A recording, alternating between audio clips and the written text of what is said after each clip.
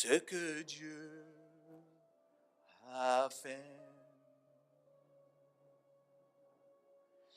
Et je vois ce que Dieu a fait pour moi. Et je vois ce que Dieu a fait. Je me tiens sur le mont de Golgotha et je vois ce que Dieu a fait. Et je vois ce que Dieu a fait pour moi. Je me tiens sur le mont de Golgotha et je vois ce que Dieu a fait. Alléluia. Ce qui attire mon attention dans ce passage, c'est que la Bible déclare que Pierre était gardé dans une prison et l'Église ne cessait d'adresser pour lui des prières à Dieu. Alléluia. L'Église ne cessait d'adresser des prières à Dieu. Vous voyez, parfois, hommes, femmes, chrétiens, tous d'ordre, avons des problèmes. Pas parce que nous ne sommes pas des chrétiens. Alléluia. Mais Pierre était gardé. Et la Bible déclare qu'il y avait à sa gauche et à sa droite 2 soldats. Amen. Et de façon spirituelle, ces soldats représentent des démons. Amen. Parce que la mission de ces démons est de veiller et de garder la personne. Amen. Donc parfois nous sommes dans des situations et la mission de ces démons, c'est de se rassurer que tu ne peux pas bouger, que tu ne peux pas réagir. Alléluia. Et que tu te plaises dans ton problème. C'est-à-dire que tu te plains de la situation, mais tu ne réagis pas. Parce qu'il y a des démons qui te gardent. Alléluia. Donc tu es sur une oppression. Amen. Et Pierre était gardé. Et vous voyez, très souvent, pendant la délivrance, certains démons même refusent de libérer certaines personnes. Parce qu'elles sont captives. Nous avons une autorité, comme le pasteur nous l'a enseigné. Nous avons le pouvoir de la parole. Mais parce que nous ne nous rendons pas compte que nous sommes captifs. Parce qu'il y a des démons. Amen. Donc, nous ne sommes pas dans une prison à 4 maisons. Mais nous sommes dans une prison où nous sommes influencés par les événements de la vie, par les difficultés de la vie, par les épreuves, par les situations, par les problèmes auxquels nous sommes confrontés. Donc nous sommes aussi dans une prison. Alléluia. Parce que nous ne pouvons pas jouir des compétences ou des valeurs dont nous avons. Nous sommes intelligents, nous avons des diplômes, nous avons des capacités, mais nous sommes à un niveau où il est difficile pour nous de démarrer. Tout simplement parce que nous sommes sous une oppression, nous sommes captifs d'un problème. Il y a des démons qui nous gardent. Pierre était dans le ministère. À travers lui, Dieu faisait des miracles. C'était un chrétien. Mais la Bible déclare qu'il était gardé. Mais l'Église continuait de prier. Ce n'était pas Pierre qui priait, mais c'était plutôt l'Église qui priait. C'est pour ça qu'il est important qu'en tant qu'Église, nous prions pour des uns et pour les autres. Alléluia. Que vous priez pour les pasteurs, pour les hommes de Dieu. Amen.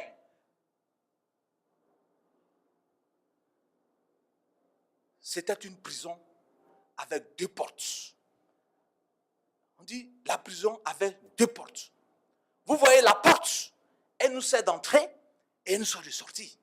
Alléluia. Tout ce que nous faisons, que ce soit une maison que nous construisons, une voiture, nous avons besoin d'une porte. Amen. Et tant que la porte n'est pas ouverte, elle ne peut pas être fermée. Pour qu'elle soit fermée, il faut aussi qu'elle soit ouverte. Alléluia. Donc, il y a des portes spirituelles qui s'ouvrent dans la vie de certaines personnes, de certains chrétiens. Et quand ces portes-là s'ouvrent, ça peut être des portes de malédiction, des portes d'oppression qui s'ouvrent et que par ces portes-là, il y a des démons qui gardent ces portes. Or, dans Jean chapitre 10, Jésus dit, je suis la porte. Je suis le chemin et je suis la vie. Donc ces portes symbolisent les blocages, les obstacles dans la vie d'une personne. Et les démons gardent l'individu afin qu'il ne puisse pas discerner les blocages. Alléluia. Et la Bible déclare que l'apôtre Pierre dormait profondément au lieu de prier et de combattre spirituellement. Amen. Donc vous voyez, nous aussi, parfois, à cause de ces situations, des préoccupations, des besoins matériels. Amen. Nous aimons Dieu. Nous pensons en Dieu. Mais nous sommes bloqués parce que nous dormons. Ce n'est pas le fait de se réveiller et dire, oh Seigneur, je te bénis, alléluia, on a chanté. Non, ce n'est pas de cela qu'il s'agit. Oh, nous avons cette autorité.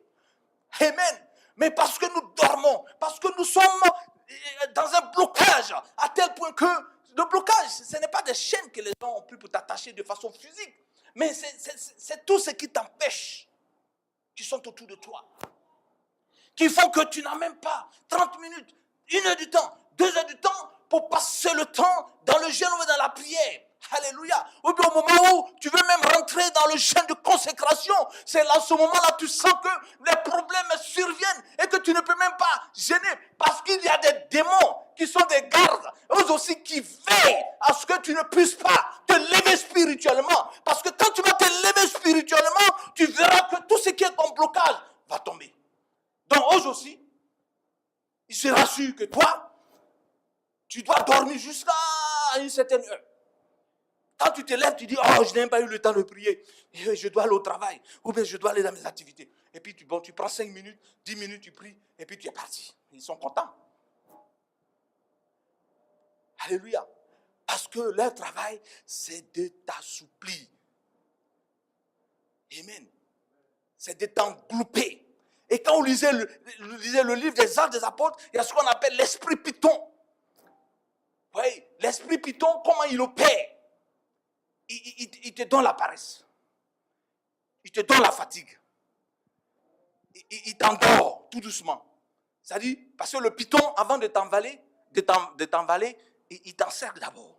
Quand il finit de te casser tous les reins, et puis maintenant il t'envale.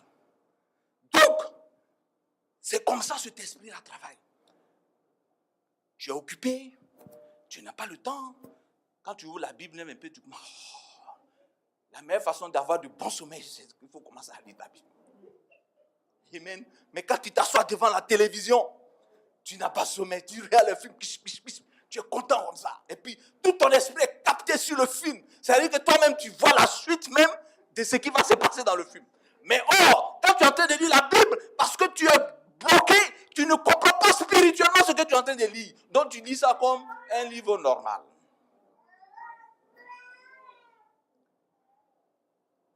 Et Pierre était endormi. Mais la Bible déclare que Pierre a pris conscience. Alléluia. Il a pris conscience. Et quand il a pris conscience, les chaînes tombèrent. C'était là le réveil spirituel. Alléluia. Il s'est rendu compte que la situation dans laquelle il se trouvait, la prison dans laquelle il se trouvait, n'était pas normale. Et en tant que chrétien, nous devons aussi comprendre à un certain moment les difficultés, les épreuves, les problèmes auxquels nous avons. Ce n'est pas normal. Nous ne pouvons pas rester à un niveau où nous ne pouvons pas avancer. On ne sera pas toujours au CP1. Il faut qu'on arrive au CM2, en 6e, à l'université. Alléluia. Mais il faut prendre conscience. Alléluia. Il faut que tu réalises. Il ne faut pas te plaire dans ta situation. Il ne faut pas te plaire dans ta pauvreté. Il ne faut pas te plaire dans ta maladie. Il ne faut pas te plaire de dire c'est pas grave, ça va aller. Non, ça va aller si et seulement si tu te lèves et que tu comprennes que tu as une autorité, tu as un pouvoir dans le nom de Jésus-Christ. Et Pierre a pris conscience. C'était là le réveil spirituel. C'était là un moment pour lui. La délivrance, c'était un processus. Alléluia. Mais ce qui est important, c'est que malgré la prise de conscience, l'ange a imposé 3 choses à Pierre. Et ce matin, je vais vous imposer ces 3 choses. Alléluia. Il a imposé à Pierre. Et au verset 7, la Bible dit, l'ange réveilla Pierre en le frappant du côté et en disant, lève-toi promptement. Les chaînes tombaient de ses mains. Et l'ange lui dit, mets ta ceinture et tes sandales. Alléluia.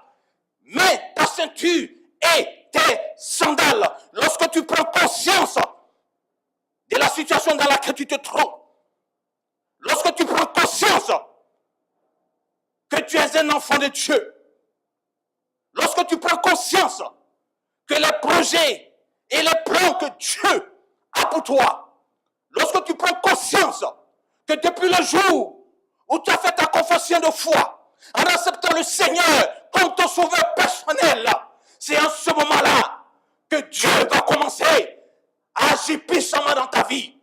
Et l'ange dit à Pierre, mets ta ceinture. La ceinture représente la vérité qui est selon Éphésiens chapitre 4 verset 6. Oui, la ceinture c'est la vérité. C'est-à-dire, il faut être dans la vérité. Il faut comprendre que la parole de Dieu est la vérité. Et que sans la parole, notre vie n'est rien. Selon Matthieu chapitre 4 verset 4, l'homme ne vivra pas seulement de pain, mais vivra de toute parole qui vient de l'Éternel. C'est une vérité. Et dès l'instant que tu réalises que ma vie dépend de la vérité de la parole de Dieu. Ma vie dépend de ce que la parole de Dieu a déclaré sur moi. Ma réussite, le développement de mes affaires, mes objectifs, mes projets, tout ce que je veux faire, cette vérité, c'est la parole de Dieu. Et en ce moment, il prend ça comme sa ceinture. Et le deuxième, l'ange l'impose. Il lui dit, mets tes sandales. Oh, alléluia. Mets tes sandales. Tes sandales. L'apôtre Paul dit, je n'ai point de l'évangile, mais c'est une puissance pour le salut de quiconque croit, premièrement.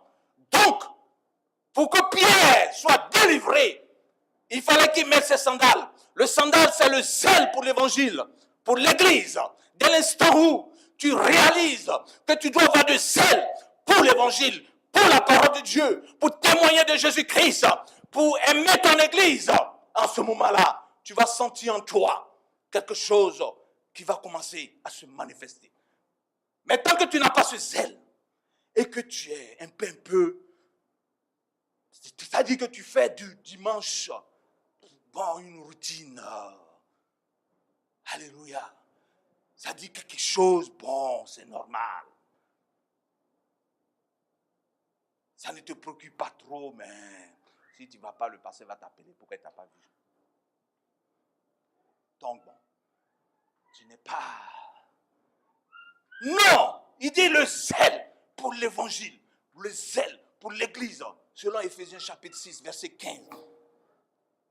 Et mais le troisième point que l'ange l'a imposé, il dit, enveloppe-toi de ton manteau. C'est la puissance du Saint-Esprit. Alléluia. Lorsque nous avons ces 3 conditions qui sont imposées dans notre vie, alléluia, en ce moment l'ange peut dire, suis-moi maintenant. Amen. Et quand Pierre a obéi, a appliqué à cela, la Bible déclare qu'il a traversé la première garde. Il faut comprendre que chaque étape de notre vie est liée à une vérité. Alléluia. Chaque situation de notre vie est liée à une vérité. Tout ce que tu traverses est lié pour que Dieu soit glorifié. Alléluia. Si tu comprends cela, oh, tu vas toujours remercier le Seigneur. Alléluia. Tu prendras ton problème comme une vérité pour que Dieu soit glorifié dans ta vie. Et tu auras le zèle. Alléluia. Et c'est ce que Pierre a fait, tout simplement parce que l'Église priait. Amen. Alléluia. L'Église priait. Nous sommes tous membres du corps de l'Église. Tout simplement parce que quelqu'un priait. Mais on dit l'Église. Amen. Mais c'était des hommes et des femmes qui constituaient l'Église. Alléluia. Tout simplement parce que dans les 24 heures de la journée, quelqu'un s'est levé, il s'est mis en genoux. Il dit, oh Seigneur, ce matin, dans les minutes qui suivent, je lève ma voix vers toi pour prier pour ma soeur Ernestine, pour prier pour mon pasteur Tony, pour prier. C'est-à-dire, dans les minutes qui suivent, quelqu'un s'est levé pour intercéder. Sache que la puissance de Dieu, par cette prière de foi, va te délivrer d'une situation dans laquelle toi-même tu ne t'attendais pas. Tout simplement parce que les gens priaient. Et l'Église doit prier. Chaque jour, chaque heure, il faut qu'il y ait un frère, une sœur, quel que soit le lieu où tu te trouves, tu te mets en genoux, ou tu gardes ta voiture, ou tu rentres dans une closette, ou tu rentres quelque part. Tu dis, Seigneur, je ne veux pas prier pour moi, mais à cette heure-là, voilà, je vais prier pour mon frère, je vais prier pour ma sœur. Je ne sais pas ce qu'il traverse, je ne sais pas là où il se trouve, mais je veux que ta grâce et ta miséricorde soient sur lui. Quelque chose va se passer. Mais combien de fois les chrétiens nous le faisons? Nous avons 24 heures dans la semaine. Disons dans la journée. Mais pendant ces 24 heures, est-ce que tu as pris au moins 30 minutes ou bien 1 heure de temps pour appeler ton frère ou ta soeur pour dire on n'a qu'à prier? Mais je veux qu'on prie juste pour tel frère ou pour telle soeur. Alléluia. On ne prie pas pour quelqu'un parce que la personne a des problèmes. Ou même parce que la personne est venue vous expliquer son problème. Alléluia. Mais on prie parce que c'est une recommandation du Seigneur. Et parce que la prière est une puissance. Alléluia. Lorsque l'Église prie, toute chose avance comme Dieu le veut. Alléluia. Les apôtres ont demeuré 40 jours dans la chambre haute à Jérusalem avant la naissance de l'église. La Bible déclare dans le livre des Actes des Apôtres, ils étaient tous ensemble dans un même lieu de commun accord et ils priaient et le Saint-Esprit est descendu sur chacun d'eux et à travers eux, Dieu faisait des miracles. Alléluia. Prie mon frère, prie ma soeur. Parce que la prière a des avantages. Et l'Église doit faire de la prière un mode de vie quotidien. Amen. La prière consiste à s'approcher de Dieu. Alléluia. Il n'y a pas d'excuse pour dire je n'ai pas eu le temps de prier aujourd'hui. Il n'y a pas d'excuse pour dire aujourd'hui j'étais trop occupé, trop fatigué, je n'ai pas pu prier. Il n'y a pas d'excuse. Alléluia. Tu travailles même tes 8 heures ou 12 heures. Tu arrives à la maison, tu n'as pas d'excuse pour dire que tu ne vas pas prier. Amen. Tu te lèves le matin, tu n'as pas d'excuse pour dire que tu ne peux pas prier avant d'aller au travail ou venir à l'église. Amen. Nous n'avons pas d'excuse. Donc Pierre était dans une prison. Quelqu'un parmi nous est dans une prison. Ton frère, ta soeur est quelque part dans une situation. N'attends pas qu'il vienne t'expliquer. Lève-toi et prie. La prière procure la délivrance. Lorsque vous cherchez à ce qu'une situation soit réglée dans votre vie, selon Matthieu chapitre 17, verset 21, toute délivrance, toute situation ne peut que se résoudre que par la prière.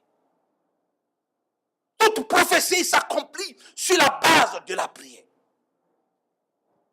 Il n'y a rien que vous pouvez percevoir sans la prière en tant que chrétien. Tous les changements que nous voulons voir s'opérer dans notre vie dépendront de la prière. Parce que la prière, elle purifie et libère. Selon Actes chapitre 16, verset 25. La prière purifie et libère. Lorsque vous pensez que vous êtes englouti, vous vous levez et vous commencez à prier. Qu'il est écrit, selon Actes chapitre 16, verset 25, que par la prière, je purifie mes pensées, je purifie mon corps, je purifie mon âme, je me libère de toute lourdeur, je me libère de toute paresse, je me libère de toute fatigue, je me libère de toute illusion. Lorsque vous vous mettez en genoux et que vous commencez à prier dans ce sens, vous allez voir que l'Esprit de Dieu va commencer à mouvoir, à venir, à commencer à agir. Et vous allez sentir que vous êtes en train de vous libérer, vous êtes en train de vous purifier, vous êtes en train de sortir d'une paresse, d'un sommeil à laquelle vous ne pouvez même pas expliquer. Alléluia.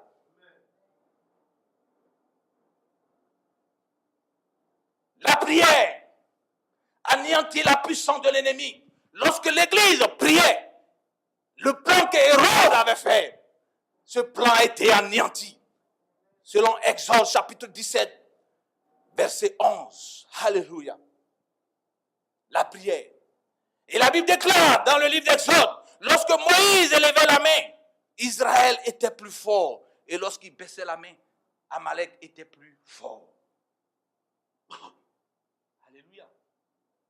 Donc, tant que nous allons prier, tant que dans les 24 heures, un frère, une sœur, dans l'église, va élever sa voix pour prier, Dieu va faire quelque chose.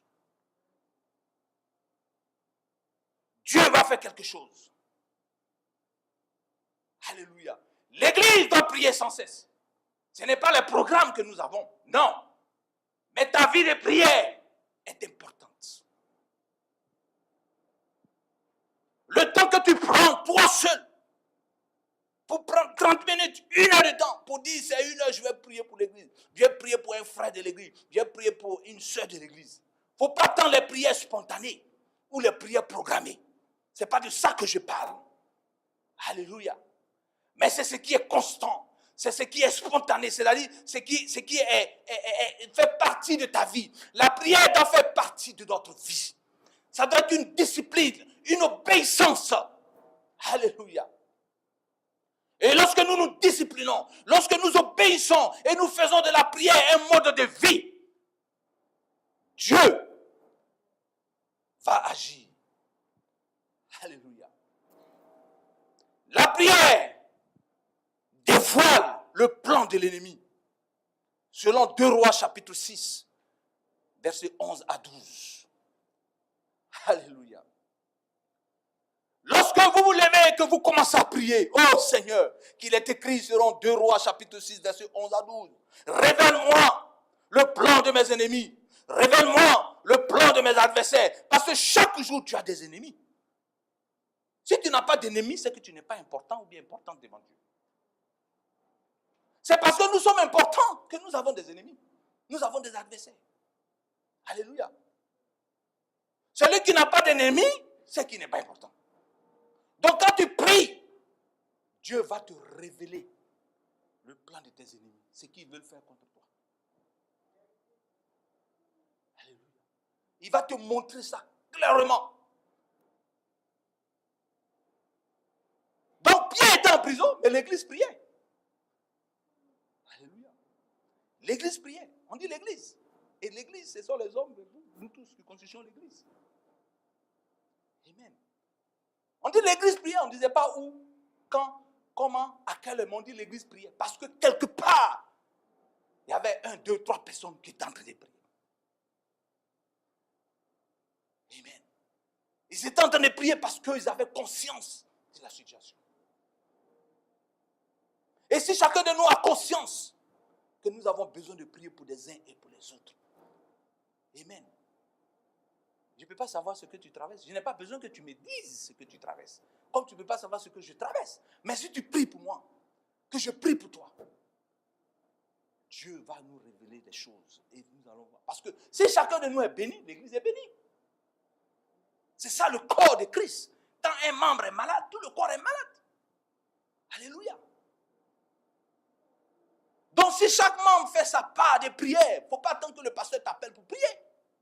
Mais que tu fasses de la prière ton mode de vie, un devoir de la manière dont tu te disciplines d'aller au travail, discipline-toi aussi pour la prière. Donc l'église était consciente parce que Pierre est en prison. Donc nous devons être conscients que dans l'église, un frère et une soeur a un problème. Amen. On n'a pas besoin de connaître son problème. Mais nous devons comprendre que nous avons besoin de prier pour le frère, de prier pour la soeur. Alléluia. Parfois, nous invitons les gens, ils viennent à l'église. Mais après, ces personnes ne reviennent pas. Parce que combien de personnes vont prier pour ces personnes? Amen. Les pasteurs, nous, on est là pour enseigner. Mais l'église, c'est vous. Alléluia. Lorsque vous commencez à prier, oh, je prie pour tel frère, telle soeur qui est venu à l'église, Dieu va toucher son cœur. Amen. Dieu va toucher le cœur de, de ce frère ou de cette soeur. Mais nous invitons les gens. Le pasteur est occupé parce qu'il ne vit pas de l'église. Il a un père de famille, il a un travail. Donc, il essaye de faire son devoir de père de famille et puis le devoir spirituel. Ça, nous sommes aux États-Unis. Amen. Mais si l'église, tout le monde prie, 2 personnes s'appellent et puis commencent à prier, Dieu va se glorifier. Alléluia. Donc la prière dévoile le plan de l'ennemi. La prière change les circonstances. Alléluia. Dans le livre de Néhémie, la Bible déclare que la malédiction était sur le peuple de l'Israël. Mais Néhémie a commencé à prier, à prier, à prier. On dit bien Néhémie, c'est un être humain comme nous. Amen. La malédiction était sur le peuple de l'Israël. Mais quand il a commencé à prier, Dieu a changé la malédiction en bénédiction. Parce que lorsque la Bible dit toutes choses concourent au bien de ceux qui aiment Dieu, ceux qui aiment Dieu, ce sont les enfants de Dieu. Alléluia. Dieu a changé la malédiction en bénédiction. Donc quand vous priez, Dieu change les situations à votre faveur. Alléluia. La prière nous procure la joie. La joie est la force de l'Éternel. Vous savez pourquoi il est difficile qu'on prie? Je parle en général. Parce que le diable, il sait.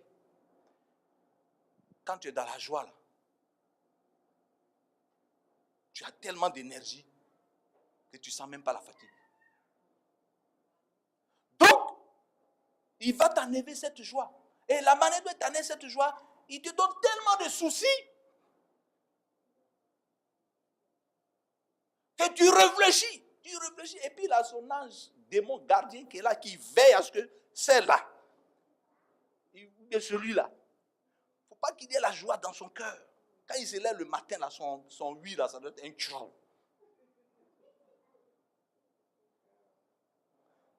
Amen.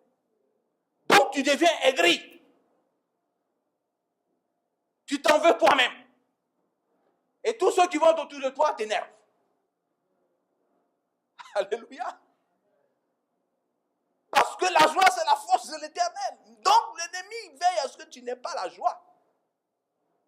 Mais quand tu commences à prier, quand tu commences à adorer Dieu, quand tu commences à élever le nom de l'Éternel, oh, tout ce qui est comme inquiétude, tout ce qui est comme souci commence à disparaître. Alléluia.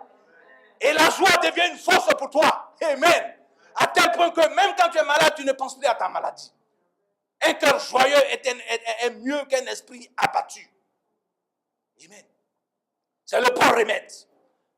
Donc, l'église, priez dans la joie. Nous devons prier dans la joie. La prière procure la joie. Amen. Quand tu arrives à l'église, que tout le monde est dans la joie, la louange, l'adoration, ça inspire celui qui chante. Amen. Mais quand tu arrives et puis tu es fâché contre qui? Amen. Tu te lèves le matin, tu es fâché. Tu es fâché contre qui? Tu es fâché contre tes problèmes. Oui, fâche-toi contre les problèmes. Alléluia. Fâche-toi contre ta situation. Fâche-toi contre tes difficultés. Fâche-toi contre les blocages.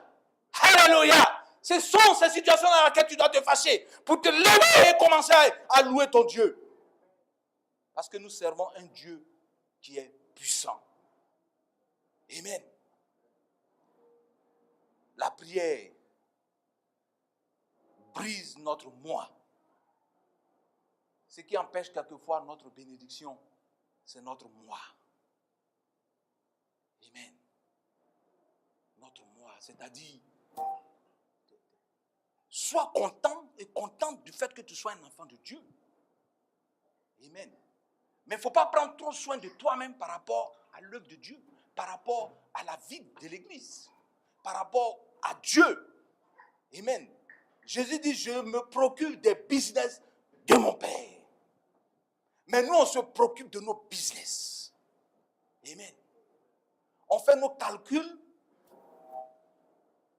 du mois,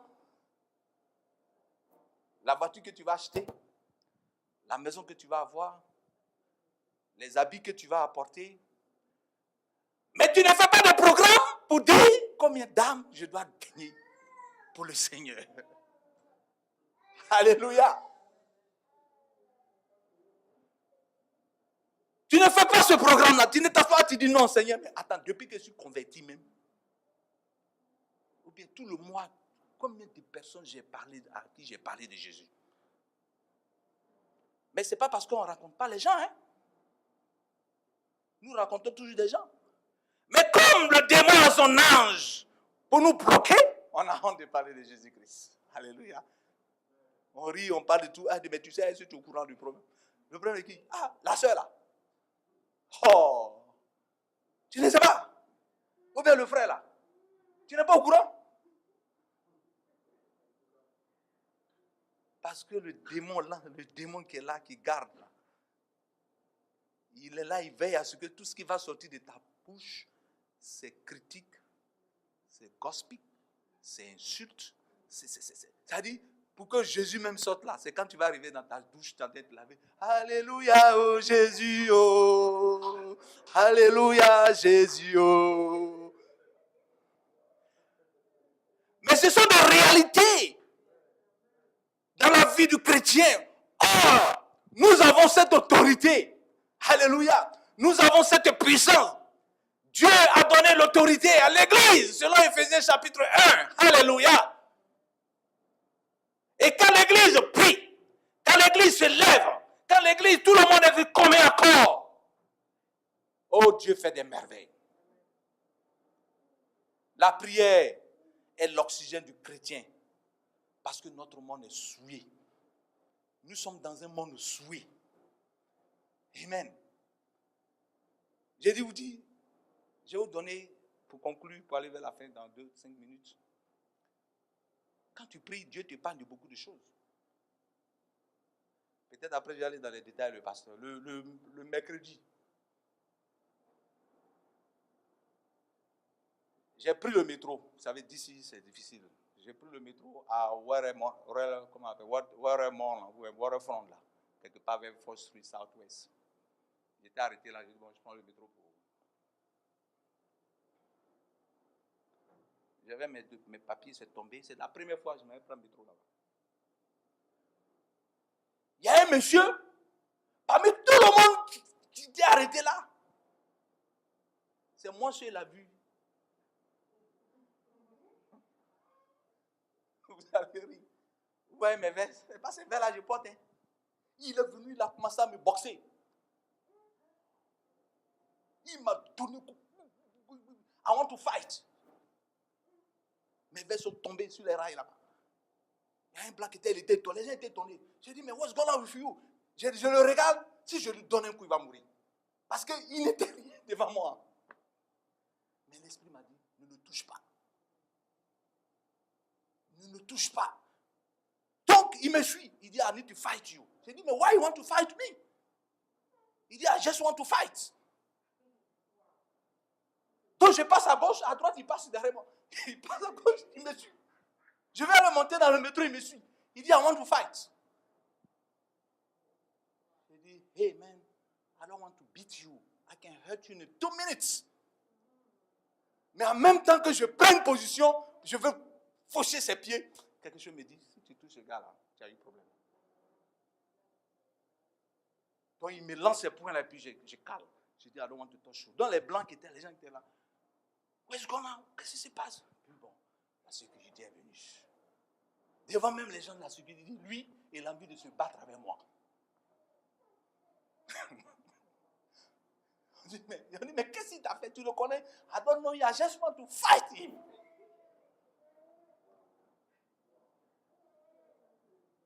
Ça, c'est le démon. Oui. Et si je n'avais pas cette maîtrise, peut-être que vous allez attendre que j'ai frappé quelqu'un, je suis en prison. Les gens ne vont pas chercher à savoir. On va dire, voilà, pasteur n'est pas frapper quelqu'un. Donc, la prière, c'est notre oxygène. Parce que notre monde est souillé. Même dans votre lieu de travail, partout où vous allez là, vous ne savez pas qui est là. Vous voyez des êtres humains, vous pensez que ce sont des êtres humains. Parfois, c'est des sorciers. Amen. C'est des démons qui sont là. C'est pour ça que nous devons faire de la prière notre mode de vie. Toute occasion, bonne ou mauvaise, il faut prier. Si tu peux avoir 2-3 minutes pour invoquer le nom de l'Éternel, fais-le, mon frère. Parce que les jours, les temps auxquels nous vivons sont souillés.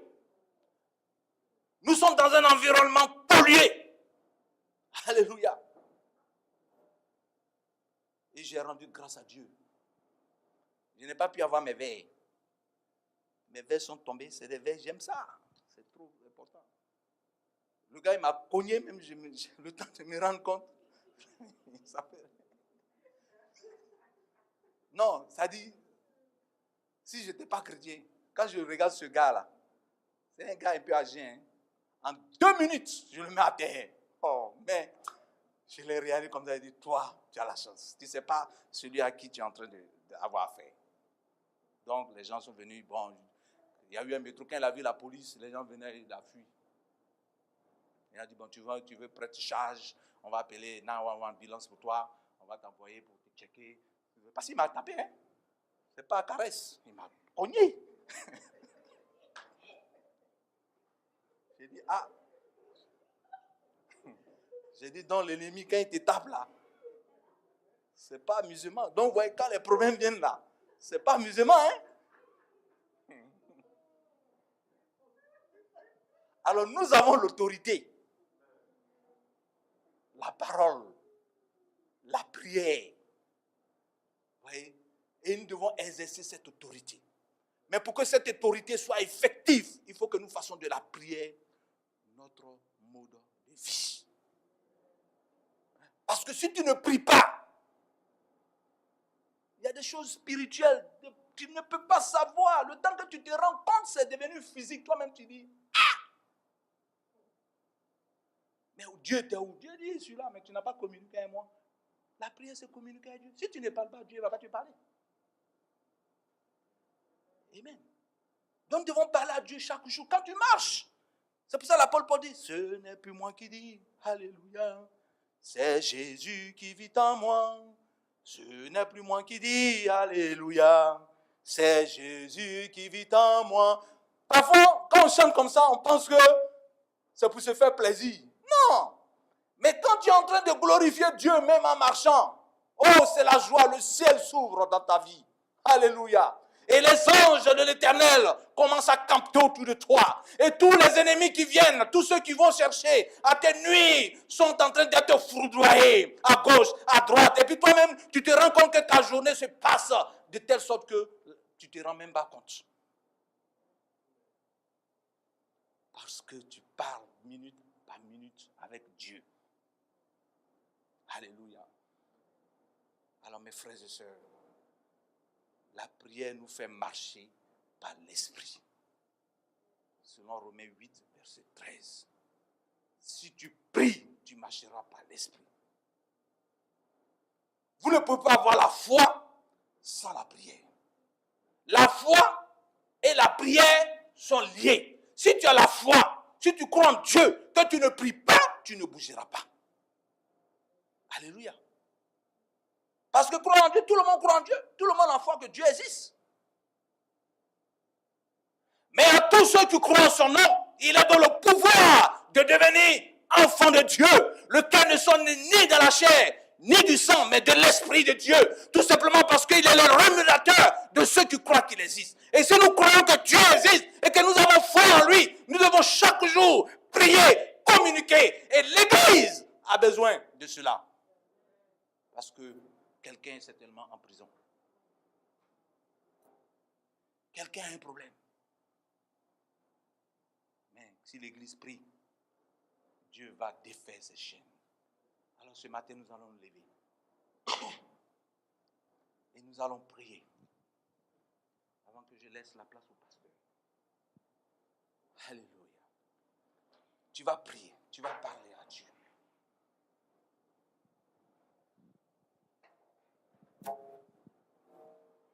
Tu vas nous donner un cantique de prière, d'adoration, pour nous conduire au moment où nous allons prendre ce moment de prière. Alléluia. Nous allons vraiment ouvrir notre cœur. Oublie ce qui est au dehors. Alléluia. Ne fais même pas attention à celui qui est à côté de toi. Mais réalise que tu es en face de ton Dieu. Tu es en face de ton Créateur. Tu es en face de celui qui t'a conçu dans le sein de ta mère. De celui qui a dit les projets et les plans qu'il a pour toi sont des plans de bonheur et de bénédiction.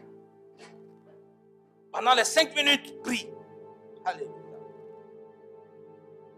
Prie l'Éternel. Parle à ton Dieu.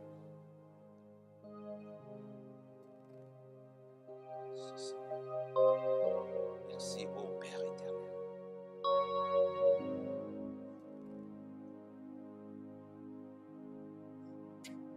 Seigneur,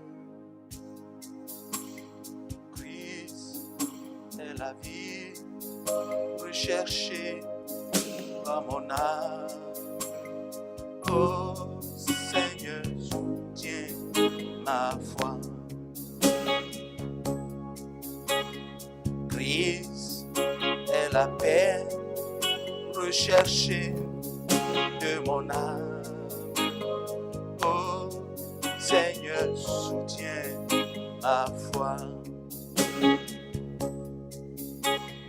Prends-moi, Seigneur, dans mon état. Dieu de Jacob, soutiens ma foi. Prends-moi, Seigneur, dans mon